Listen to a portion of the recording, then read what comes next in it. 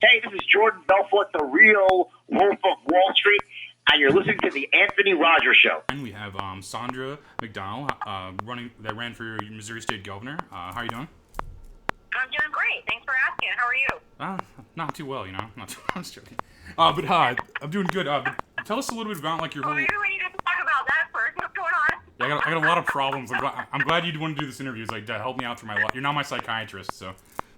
Well, that's all. The whole campaign is basically, the problems all around the state of Missouri. So actually, that's what I'm used to listening to because we have so many problems in the state of Missouri. So that's one of the main reasons I ran for governor is to help fix those problems. That's a real answer. That got super real off my sarcasm. But no, that's I voted for you as well. I voted Republican. I got the Republican ticket in St. Louis, and I voted for you as well. Thank you. Yeah, no problem. Parsons just seemed kind of unqualified. I'm not going to go into it much more, but yeah, you seem kind of, I don't know. You had the right kind of vibe, I think, from Missouri. What's your plan for now? What do you where are you at now? What's your future look like, you think?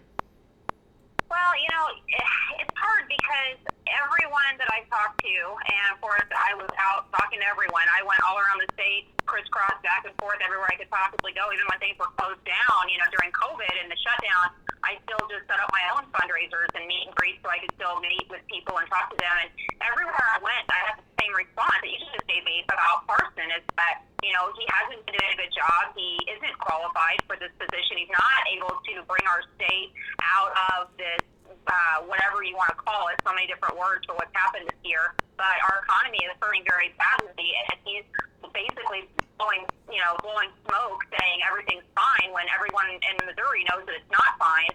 And so I've heard the same things all around the state that, they're not voting for him. They were really glad that someone else was running and that they were going to be voting for me. And so everyone that I'm talking to right now, and even, now 2 weeks on later after the primary, people are still saying, how did he win? No one I know voted for him. I saw the same thing when I was running, that no one was voting for him. So it makes no sense to the people in Missouri how that even happened on August 4th. And so that's where people are really at right now is, what happened? What happened in that election? Was there election fraud? How do we prove that? What do we do? And I have no idea, in all honesty, because I think, mail-in votes are definitely an issue, and that's something that he signed in, and any Republican governor that signs mail-in votes is very concerning to me as well. That's obviously something the Democrats are pushing. So I don't know really at this point what we're doing because people are still hurting. People are still calling me every day, telling me about their issues and how they wish I would have won so I could have fixed those issues. I look forward to, what else I can do in the future, and it's just so far down the road. Running for any statewide office, again, it's not until 2024. That's 4 years away, and people can't wait that long. So I'm really not sure what to do right now. That's a super real answer. I like that a lot. No, I definitely. What are some of the problems people in Missouri are saying they have so far, that you've personally dealt with and stuff? Well, it's so much. I mean, the education system all around the state is just failing. People are pulling their kids out of public school systems and homeschooling or going to private school. I'm actually thinking about homeschooling my kids going forward because our education system here is the same way. And so that's one of the main problems, I heard from parents and pretty much everyone across the state. And then the Department of Corrections, people that work at the Department of Corrections have huge problems there. I mean, they're working 60-hour work weeks with basically no time off. There's riots, there's assaults happening all the time now. It's a very dangerous place to work, and that's the same thing with the juvenile corrections facilities. The teachers and people that work there are just in very stressful situations right now and have been coming out of the woodwork to talk to me about that. There's problems in so many areas. There's obviously small businesses are having trouble staying open, especially with the way things are running. It seems like they want to push out the small business owners. They want the large businesses to prosper, and that's where the money ends up going, and the restrictions and rules and things they put into place push out the small business owners, the cattle farmers. I mean, we're here in Missouri, and our farmland is one of the biggest things we have here in Missouri, but they're pushing out the small business cattle farmers. So that's another big industry area that I talked to a lot of the cattle farmers about this because there's fixes for it. It's just that the people in authority aren't doing what they need to do to keep our small business cattle farmers in business. And these these are farms that have been in these families for generations and generations. And what I was told by several of them up in like Trenton area, up in the Northland, has said, well, this is the same thing that they did to hog farming like 20 years ago. They were using the same blueprint basically to push out small business cattle farmers that they did to hog farmers back 20 years ago, because they want just the big businesses to excel because they're getting the money somehow, and they're able to. It's all around corruption, in all honesty. I mean, there's so much corruption here in the state of Missouri that people really don't understand that we have our own huge swamp here, just like Trump talks about in D.C. We all know there's a swamp in D.C., and he said in like his Tulsa rally, the first thing he said was, well, I knew there was a swamp, but I didn't know how deep and how wide it actually was until I got into office. And that's pretty much what I've been telling people. The same thing here in Missouri is, I know there's a swamp here, but until you get into office, I don't know how you can even fathom how deep and how wide it actually is, because it goes off in so many directions and affects so many different people and so many lives. It's hard to even tell until you actually get in there and experience it. And so I have experienced some of it because I work for state government, but it's just getting worse and worse. So, people are hurting in St. Louis, from the riots and everything that's happened this year too, and that's going to get worse. I mean, people are scared, and I think that's because the left instills this fear into people. The media instills this fear into America right now that they want to destroy America, and so people are scared, and that's why you're seeing people come out of the woodwork talking about all the problems that they're having. That's super real. I think as I hear you talk, I like you more for politics. Like you're straight to the point. Like you don't seem like you bullshit. Like for the lack of a better term. Like I like that you're on point. I'm pretty blunt at this point, quickly. No, you're on point. And like I think that's exact. I mean, I would say the same thing. Like that was a really thorough explanation. I definitely say the same thing. Like I agree with what you're saying. Like you're having like, I mean, it was like what got you into this originally? Was it the problems that you saw everybody having? Is that or were you in politics? I'm not familiar with your record as far as like before. Were you in politics prior, or was this like you just kind of got fed up with everything? Well, I was a state auditor. So before I ran for auditor, I had been an attorney for almost 10 years at the time, and worked for state government. So I worked at the Attorney General's office just as a assistant attorney general, and then I went over to Secretary of State's office after Jay Ashcroft became our Secretary of State, and I was his director of enforcement for the securities division. So I ran the enforcement division looking into securities fraud. So like your investment advisors, broker dealers, we would investigate them and prosecute them if they were doing fraudulent behavior or make them pay back money. And I did the same thing at the AG's office with Medicaid fraud. So I've been involved in a lot of looking into fraud, waste, and abuse in different types of areas, working with auditors and investigators, and lived in Jeff City and worked in Jeff City. And so I knew about what was going on with the state. I knew about the problems and the bishops. And just working there, as just a normal, I would say common sense kind of a person. A lot of people that work in state government know what the problems are and even have good answers on how to fix those problems, but until you get into a position of authority, you can't do anything about it. The higher ups won't listen to you because they think they know everything. And so, it's hard to really do anything when you see all these problems all the time until you're in some kind of a position of authority. And so when Dalloway became our auditor, she really just destroyed the auditor's office. I mean, of course, like I said, I worked in Jeff City. I know people that work in her office, and they talked about how low the morale was, the turnover was so high, they weren't getting the audits done. And about 5 years before that, I'm a Christian and I try to pray about everything. And about 5 years before that, I had felt that the Lord was calling me to run for auditor. But he gave me Auditor 2020, so it didn't make any sense to me. And so at the time, I just went and met the auditor because I didn't know what he was wanting me to do. So I went and met Tom Schweik, who was the auditor at the time. Great guy. He was really blowing it up as the auditor. I mean, he was going in and finding the fraud, and he was uncovering it, and he was getting the people prosecuted that were doing these bad things in the state. And so I was really amazed with him. I thought, okay, good job. He's doing a great job. I guess I did what I was supposed to do. I met him and moved on with my life. I was at the AG's office, moved over to Secretary of State's office, had my second set of twins, and then my last child. So I was just living life. And then in 2017, when I heard from the people at the auditor's office how bad things were going, I got that call from the Lord again, really, that I was supposed to run for auditor. So that's how I got into politics and how I started doing anything. I didn't know anything about politics really before that. So I ran for auditor at 18. I I won the primary. It was like a 4-way, really highly contentious primary. 4 of us all, I thought were really good candidates. The other 3 people were well qualified for the job as well. And so I won the primary and went on to go against Galloway.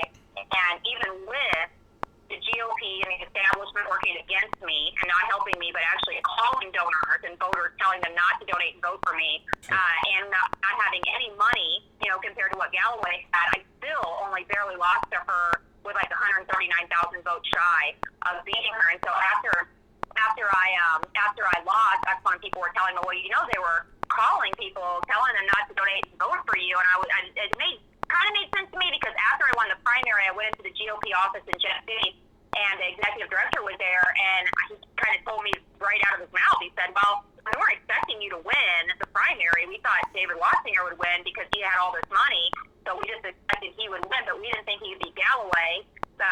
But we were okay with that because we want Galloway to win auditor, so then she'll run for governor in 2020, and we've got enough dirt on her that we can beat her in 2020. So I knew they didn't want me to win, but I didn't know they were actively working against me until after I lost the general. And so I know they didn't want me to be in office. That was really hard kind of to take because I thought, well, how are good people able to even win an election, and be in office to do what's right for the people and do what's best for those offices if you've got these power people, establishment know-it-alls that think they can do whatever they want to keep good people out of office. So after I lost that, I was praying again, and the Lord told me governor 2020, and I told him no. I said to I know you shouldn't do this, obviously for Christians listening to this is not, I'm not saying you should do this. I just did it because I didn't want it to go through that again. That's a tough thing to do, especially when you got kids, a family, and you know that they're working against you like that. And so I told the Lord, no, get somebody else. And so all of 19, I really fought with the Lord over it, just kept telling him, no, get somebody else to run for governor. I don't want to do it. But during that time, I also saw Governor Parson start doing some things that I was very unhappy with, like allowing refugees to come in our state and possibly allowing red flag laws in the beginning of this year, shutting our state down, and now mail-in votes and putting Medicaid expansion on the August ballot, which I think just secured it getting passed. So he's done a lot of Democrat things that I couldn't have known about before I filed, but I finally made the decision to file for governor and worked all around the state, worked my butt off like I did in 18, and again, I feel like they tried to keep me from getting in office somehow this year. So there's just so much corruption. I don't know, as an ordinary citizen, what you do about it. Yeah, I wouldn't be surprised if it was rigged or something, because like any Republican I know voted for you. Like, I mean, and maybe people aren't telling me the truth or something, but like pretty much anyone I talked to, like that was Republican that voted in the primaries, like they all voted for you. I don't know anybody that voted for Parson. But also I'm in St. Louis City, so I don't know. It doesn't make sense. Yeah, I wouldn't be surprised if like that came out later saying that or something like, or some kind of like, I don't know. It wouldn't surprise me if that comes out later or something. Well, I mean, everybody's so worried about the November election. Even Trump, tweeting all the time about how there's going to be fraud because of the mail-in votes and all this, and there's going to be fraud in the November election. Well, we had the same thing happen in the August election. So why does everyone think there's going to be fraud in the November election, but you don't think there was fraud in the August election? To me, it just would make sense that there probably was, but I just don't know how to prove it. So that's where I'm not sure what we're doing next, because I feel like this isn't really over yet. I kind of feel like I hope something happens where either Governor Parson resigns or drops out or does something, because he doesn't even want the job anyway. When he would go to the events, like the Lincoln Days events that I was at, he would tell people in his speech he's perfectly okay going home to his farm and retiring. And he only wants this last term anyway. He's not going to run after this. So I'm thinking, okay, you don't want the job anyway. You're perfectly fine going home and retiring. Why don't you go ahead and do that now then and let somebody take over that can actually help people and fix the economy and do what's right by the people? Well, that doesn't make money for the top like 5 lobbyists that are in his pocket, that put money in his pockets and stuff. Yeah, the destruction and like almost the stagnant nature of things like makes them money and no one else. Like you're seeing like billionaires making record like profits right now, where everybody else is falling deeper into a depression. I feel like, honestly. Yeah, you're completely right. And the thing is, Parson has been bought and paid for way back in like before 2010. Rex Singfield was donating to him. He was his biggest donor. And people like Rex Singfield that donate to people are doing it for a reason. They're doing it because they have something that they want to get done. And now that he's in a position like that, these lobbyists and these big donors want what they paid for. Basically, they want him to do the things that he's promised them, probably getting into the position that he's in. And so that's why he he's having to continue to do this to pay off his people he's done things for, and they've done things for him. It's just the way politics is, and it's sick. It makes my stomach hurt. Yeah, and there's no way he had 70% of the votes. Like I've talked to people in Missouri as well. Like, I don't know anybody that's like all gung ho for Parsons. Like it just doesn't make sense to me.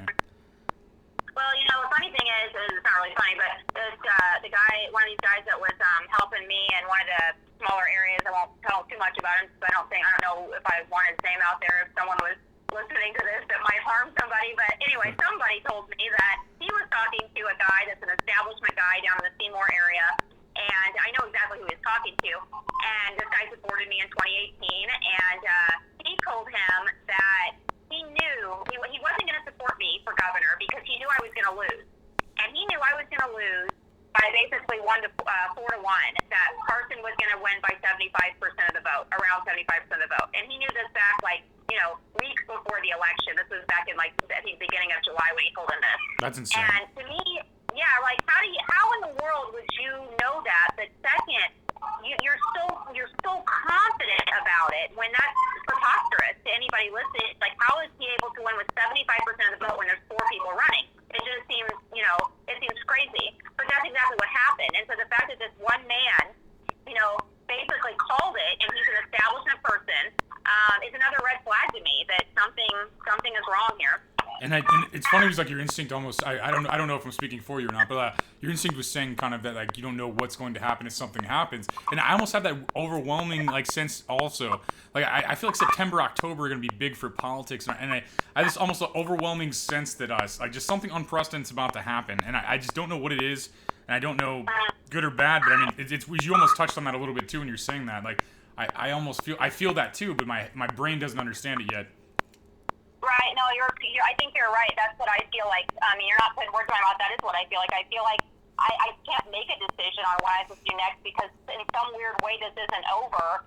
And the only thing I knew, and I would say this in my speeches when I was campaigning, all around the state, I would say to people, I know that things are going to get worse before they get better, but have hope because I do think they're going to get better. And it may be, the end of this year, it may be next year, but things are going to get worse before they get better. And I'm very certain about that. I hate to say it, but I do think it's true. I don't know how they're going to get worse either or what's going to happen, but something is going to happen this year. And obviously we know that Trump's going to keep getting attacked and things are going to keep happening, but I think it's going to get worse here in Missouri in some way. And I don't know what's going to happen. And I'm kind of worried about that. I've actually been praying for Carson because I don't want him to just have a heart attack and die or something. That would be terrible. But I feel like there's something that's going to happen that's going to be very, very big for the state of Missouri, and there's going to be some weird, crazy changes. I think that too. Yeah, I mean, yeah. Just because he's a political opponent, I respect that. You still pray for your enemies and opponents and stuff too. I do respect that. So I think that's that's what Jesus was about. I mean, 100%. Yeah.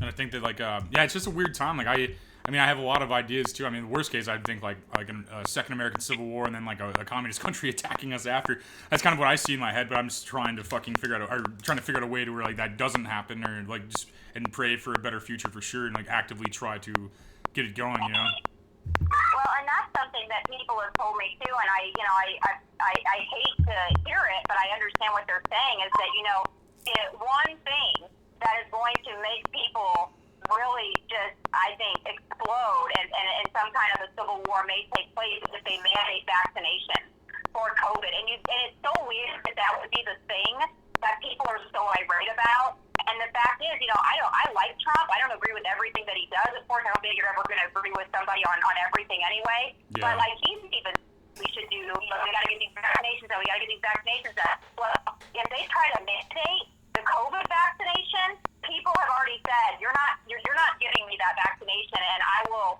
open fire on someone first before they try to give me a vaccination. No, you're right. And, I feel like a lot of people doesn't I feel like you very confidently know the Missouri crowd. I feel like they don't know our market at all, and they think everybody's gonna be passive like New York City or LA or Chicago. But Missouri, I mean, they call us flyovers. They know nothing about us. They don't know anything about us. And I think you're damn right. I think literally most Missouri is not about it at all. I mean, they were showing up at the Capitol with guns as soon as this happened. They're like, I'm not sitting in my house. Are you fucking kidding me? Right. No, that's exactly what they're saying. Is you're not. At that point, I feel like people are like, you've taken it too far now. We're not going to just sit back. I mean, the masks are are kind of getting there because I think that they're asserting their control over people, and they're doing, they're doing this in preparation for the next stage almost. Like, here, we're going to mandate these masks for everybody. And, Governor Parson's going to say, well, I'm not going to mandate masks. I'm not going to do this and this. But he's actually stepping aside and allowing the local communities to do it. So, in essence, he is still allowing mandated masks in his state. And like the governor of Georgia said, there will be no mandated masks in my state. The local people are not allowed to do that in his state. And so, I think it's a stepping stone for whatever's next. And I don't know if that's, mandatory vaccinations. I don't know what else they're planning to do. But like I said, I think it's going to get worse before it gets better, however that is. And at some point, the people are going to say, well, we've had enough. We're not going to do this anymore. No, I definitely agree, and I hope it doesn't get too bad. I definitely don't want to see people just dead people or anything like that. On any side, even if I disagree with the mask thing or the vaccination thing, I don't want to see people dead that do agree with it. I think it should be a choice. If you're scared, wear a mask. If you're not, don't. I think it's just like one of those things like Like, I'm in St. Louis, so it's a lot different here than the rest of the state. Like, they're trying to do that here. I mean, I definitely don't participate in that at all. But I'm like one of the few people out here, I'd say, I have friends being like, it's okay, it's just a mask. I'm like, yeah, like that's where it starts. You know what I mean? It's like you can't work without a mask. You can't do all this in St. Louis. I mean, bars have curfews. They tried to pull a curfew on us. Like, we had to be home at like 9 one night. And I'm like, I'm leaving town. I'm like, fuck this. I'm like, I saw this book ends. Like, well, that's the stupid thing is, okay, so COVID affects people before 10 o'clock, but not after 10 o'clock, like with their bar restriction. That doesn't make any sense whatsoever. To put the restrictions they put in place are so inconsistent and are just, to me, nonsense. And I don't believe in the mask mandate, and I don't even go to stores that will mandate a mask unless I just have to. But I really don't want my kids wearing a mask because I want to set a good example for them. I want them to know that this is not, we don't believe in this, we think it's wrong. And so me going out with my kids somewhere, I'm telling the people that work there, we don't agree with this, and we're not going to shop here because you guys mandate masks. So I'm sorry, but we're leaving. And every person I said that to when we walked out of the store, God, the person that worked, oh, I don't agree with it either. I'm really sorry. I wish that they were like this. I'm like, same here. And so the people that work there, obviously they don't like it either. They're just being told to do it by the company they work for. But if these companies stop putting mask restrictions in place or any restrictions in place that would keep their customers out, they would do a lot better for their business. And if enough people would stop shopping at these places, they would probably, take these requirements away because they're losing so much business because they're doing it to themselves. Some of them, Walmart and Lowe's and all these companies that are mandating masks in their stores, even though the counties are not mandating the masks. It's St. Charles County, and they're a little bit, a lot more conservative here than where you're at, probably. But it's still the stores are mandating it. Luckily, you can still find some that that aren't. But I'm not shopping at the ones that do. No, I agree, and I was eating Mexican food on a patio because I basically will eat outside, so I don't have to wear a mask. So that's how I'm getting away with eating restaurants out here still. And you're right, the server was just talking like us. He was just literally just like yeah, I don't know what's happening next. If they're gonna replace me with a robot, it's like what's going on? Like they're not numb to this and blind to this. They're just put in a situation where they want to feed their families and like pay their bills, and they're forced to it. It's like I don't know the word for it, but it's ridiculous. Yep, you're right. And that's the thing is the majority of people think like we do. I just think they don't know what to do because, like you said, they have to feed their families, they have to go to work, and these are the requirements they have to work under. So they do it, but nobody agrees with it. I mean, I don't know how many business owners that I spoke with while I was campaigning, just talking about the restriction. They're like, well, what do we do? Because if we don't comply with it, then the media gets a hold of it and says, oh, this business is so horrible. Don't ever go to this business again. They're doing this, this, and this. So it's like, well, we have to comply with it, or we get turned into the bad people, and they don't want that either. So really what they do is just tell their servers or whoever, well, we're just not going to turn anybody in. Tell them to wear a mask. If they don't, then oh well, we're not going to enforce anything. So that's the majority of people I talk to. No, same. And there's some people in St. Louis that really do buy the narrative, and like I'm not telling somebody they can't wear a mask. I'm like, if you want to wear one, go ahead. Just don't tell me I have to do anything. It's insane. And then they have the same like meme-like arguments that I've seen in like so many memes. They're like we gotta wear shoes and a shirt. I'm like, yeah, yes, you do. And then and they're like, but then you should wear a mask. I'm like that's just a made-up rule this week. And like every week there's new rules like laid out. I'm just supposed to blindly obey. And I'm like, and my soul is just against that. I'm an American. I believe in God. I'm like I got free will. And I'm just like I'm not a proper slave. I'm not a slave like at all.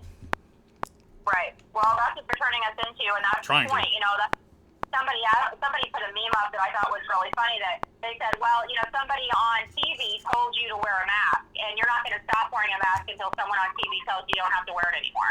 Right. That's so stupid. No, it's true. So stupid. Yeah, and they don't make any sense. Like, none of the arguments are consistent, and they change every time you poke holes in it.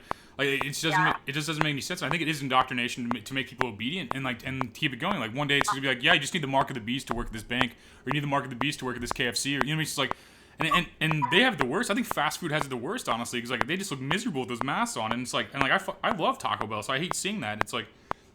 Yeah, yeah. Well, that's what everyone's talking about, and you know, of course, they want to say that it's a conspiracy theory, or you know, you're crazy for thinking this, but it's completely the direction we're going, and the signs that you know that we're seeing, you know, with what they're doing with these masks and taking your temperatures before you go into places, and you know, taking down all your information, and the control that they are, you know, that they're really imparting on America it should be concerning for everyone, and honestly, we need to just start.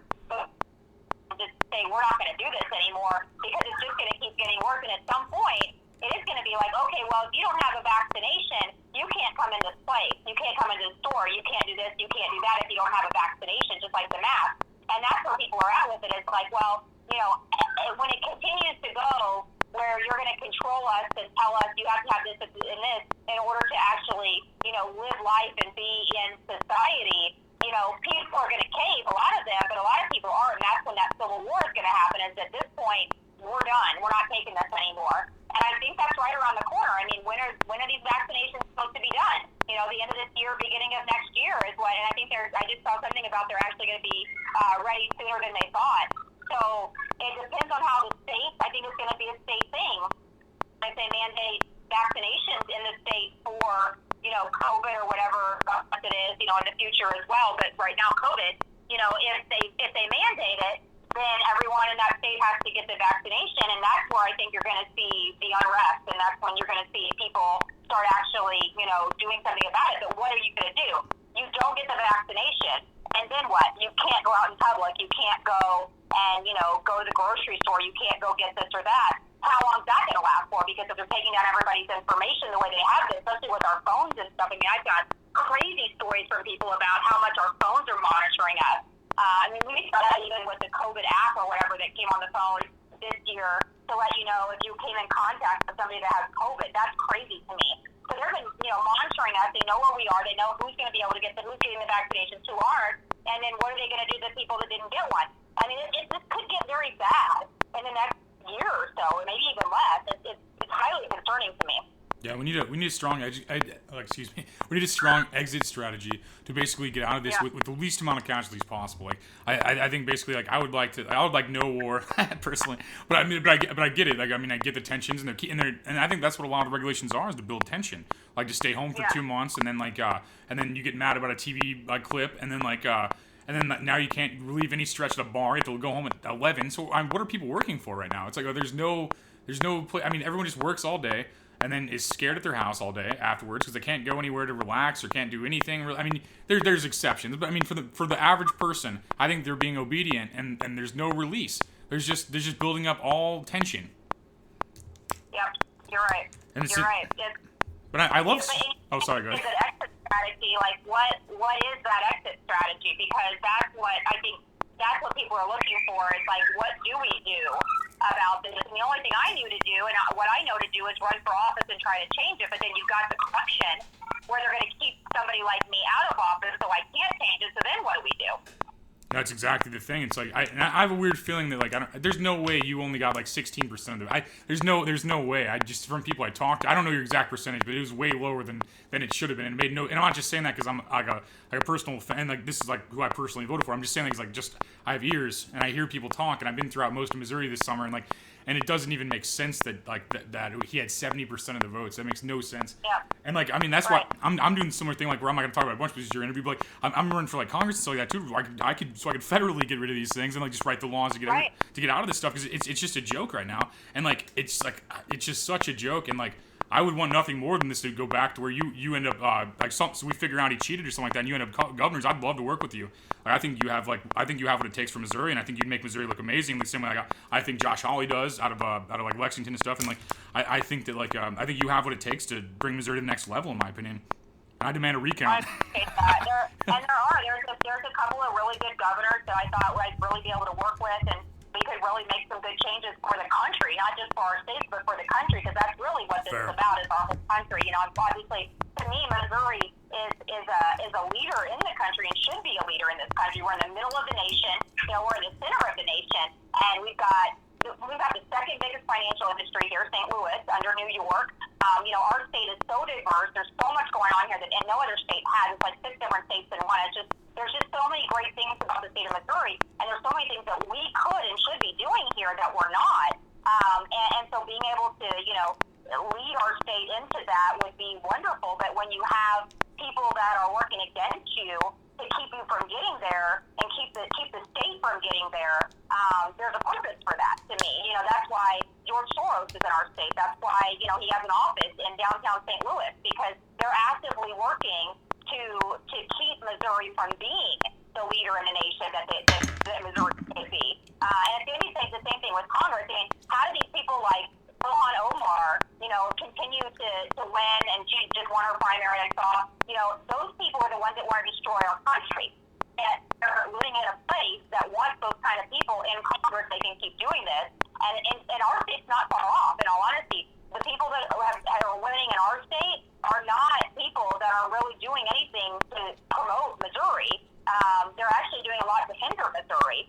So same thing with Congress. You can't get good people in Congress because they want these same people that aren't doing a good job for the state and for the country. And I don't see how to break that cycle. We had a weird thing happen in St. Louis though. Like the incumbent Clay just lost to a protester. So like we actually had I actually had the perfect window to win, and it's really weird because Clay was like a dynasty. He was in office for 20 years. His dad was in office for 30 years. Like you're saying, like the people that we could never get rid of. But he literally lost to a fucking protester. So it's like it's like insane. That's why I'm linking that to the Soros thing you're saying too in downtown St. Louis. Like Black Lives Matter is definitely funded by Soros, and like it's not like they relate not liking an organization to not liking a race of people. It's like I've never once hated a black person. I've definitely not hated Black Lives Matter when they burned down 50 buildings in my hometown. I mean, Black Lives Matter is actually oppressing black people. They're not helping them. I just think I don't know why black people are not seeing this, that they're actually being oppressed by this terrorist organization. They're using them, it's like abortion. You know, they're promoting abortion, but yet abortion in the beginning, you know, was actually, I believe, started and maintained as, you know, but yet you guys are promoting abortion like it's something that's good for you and that you want to have this right to be able to choose. It's a way to keep people down and suppress people or oppress them.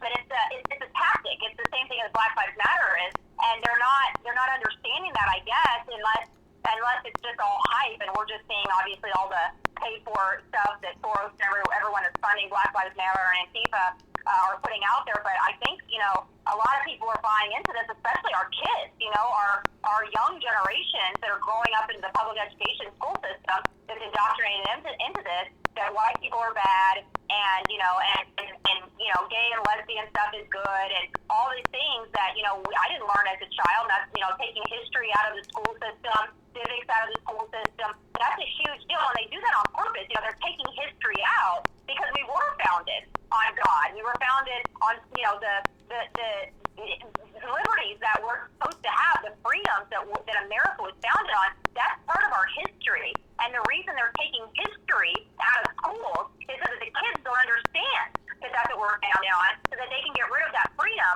and they can impart their socialism and their communism into our country. And that's been happening for years now. I didn't even know that till this year because I don't have, you know, junior high school age kids. But I talked to a lot of them this year, kids that are like in 8th, 9th, 10th grade, and every one of them told me the same thing. They don't have history books. The teachers are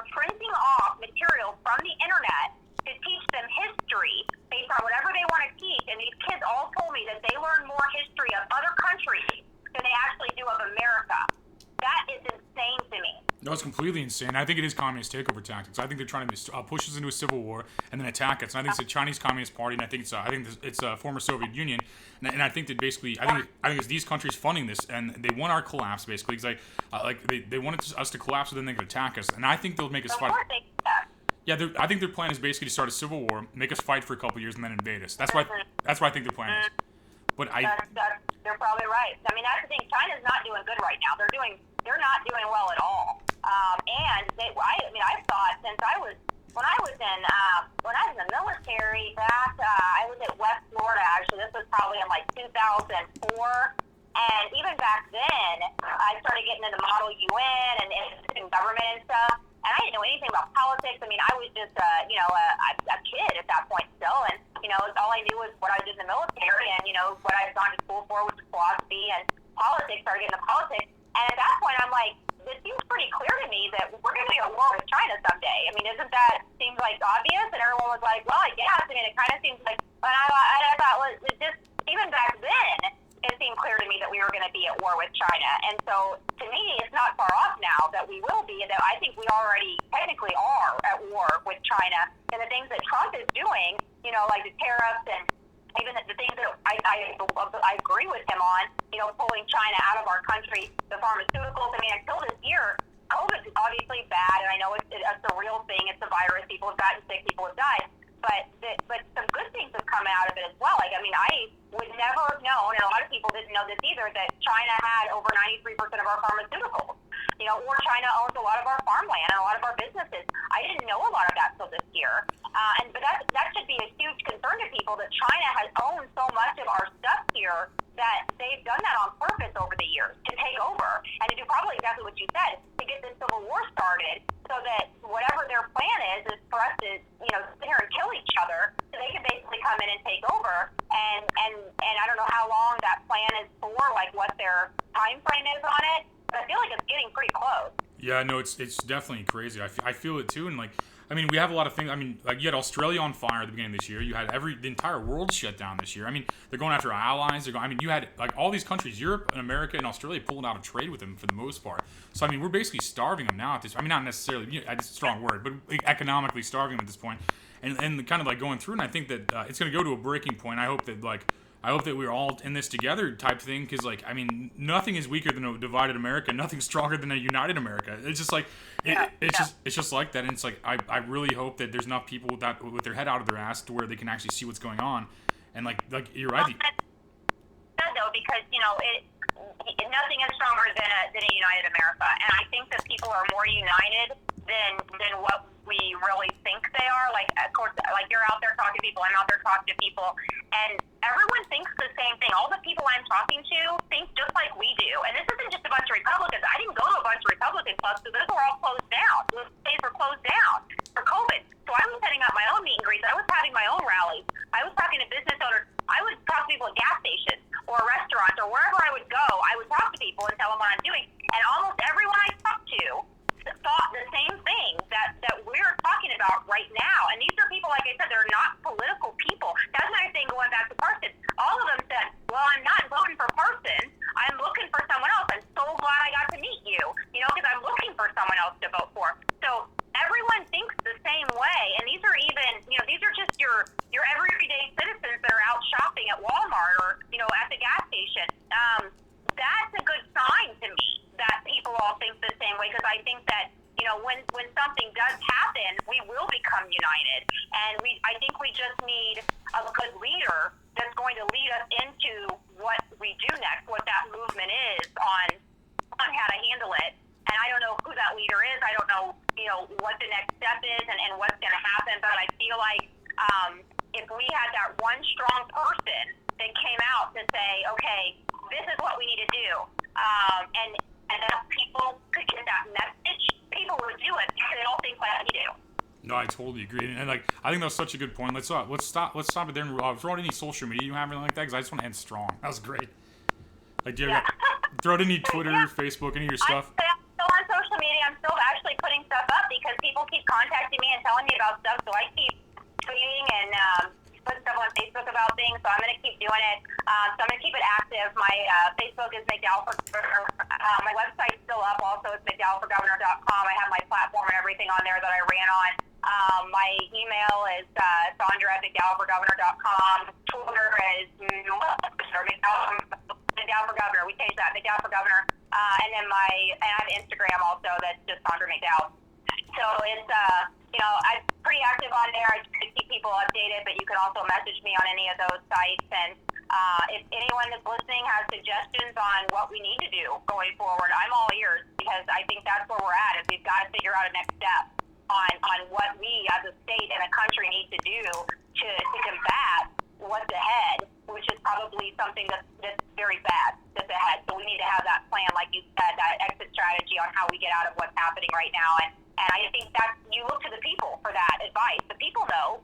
Politicians think people are stupid. They're not stupid. I talk to people all around Missouri. Missourians are not stupid. They know very well what's going on. And a lot of times they have the answers to the problems that are going on if you just ask them, what do you think we should do here?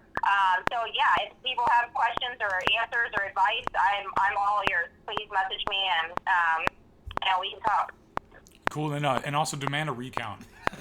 Like everybody listening, demand a fucking recount, because we need it in office. And well, thank you for coming on. I actually want to have you on again after this conversation. It's like this. I feel like we can go for 9 more hours. Sounds good. Yeah, we'll keep in touch. Thank you so much. I appreciate it. Thank you as well.